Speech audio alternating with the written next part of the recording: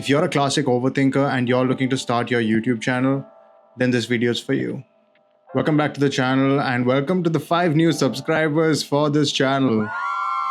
Honestly, I'm so happy that we're starting this community from zero. So for some context, over the past few years, I've been making videos on Instagram as my primary channel. And this year I decided to move things to YouTube and start fresh here. So I'm going to take you with me as I try to build this channel and this community. I'm just looking to share everything that I learn and the things that I'm applying. So hopefully you're able to learn from it as well. Okay, so number 1 out of the 3 is building in public, but keeping things private. Now what this means is, yes, your channel's public and people are going to be able to find you, but you might want to keep things private when it comes to sharing your channel with your friends and family.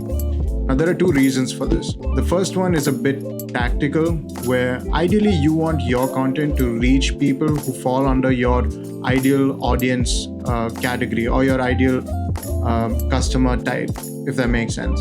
So you want to be able to reach people who you think would benefit from your content, not people who like you and just are watching your content because they know you. The thing here is, if you allow the platform to do its thing, that audience that you get organically would be way better in terms of quality as opposed to just your friends and family. Now I'm telling you, this is from experience, because when I started my Instagram account, it was also my personal account with friends and family. And during the pandemic, I started creating content around the topics that I knew and that I was well versed with. Now, for a while, my friends and family were super excited and they were, interested in what I was doing. But end of the day, they wouldn't find value or they wouldn't benefit from the content that I was sharing. So organically, the platform thought that my friends and family were the type of people to push my content to, whereas the audience was actually different. So I hope that makes sense for you on your journey. The second part of this is, I'm a classic overthinker, so I tend to think way too much about, oh my God, what are my friends going to think, or what are my peers going to think about this, So personally, for me, I found that it works well if I don't really tell anyone about it and I just keep my head down and just work on the channel. And if you're an overthinker like me, then let me know what you think about this, because I'd love to hear your thoughts. The second thing on this list is showing up every week.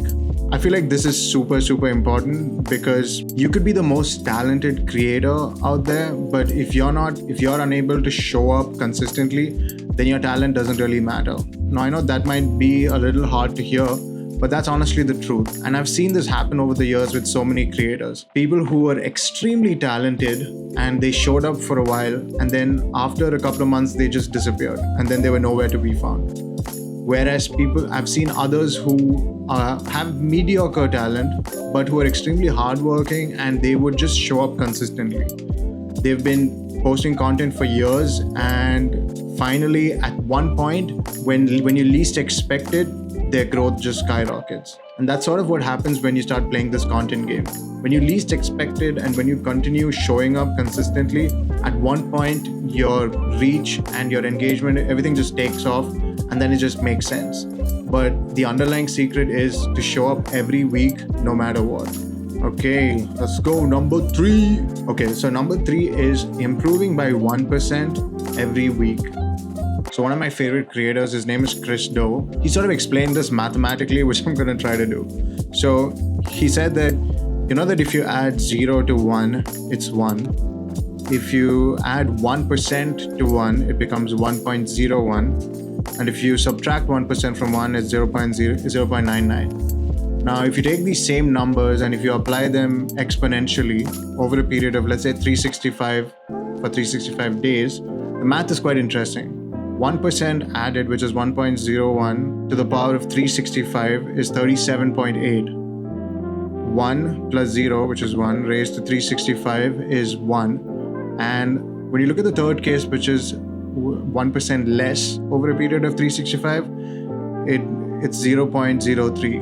Now, this is exactly what I'm talking about, where if you're able to get just 1% better every week over a period of time, over the next 365 days, you would be way better at your craft. And when it comes to YouTube, you will learn a lot more about how to make better videos, how to script them, and ultimately how to play the YouTube game, basically.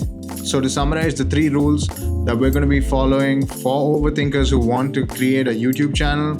Number 1, building in public but keeping things private.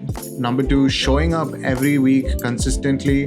And number 3, improving by just 1% every week. I would love to know if you have any questions based on your experience right now starting a YouTube channel. And if you already have a YouTube channel and you've published a lot of videos, it would be awesome if you could comment what your learnings are so that others can benefit from it. Others including myself. So, see you in the next one.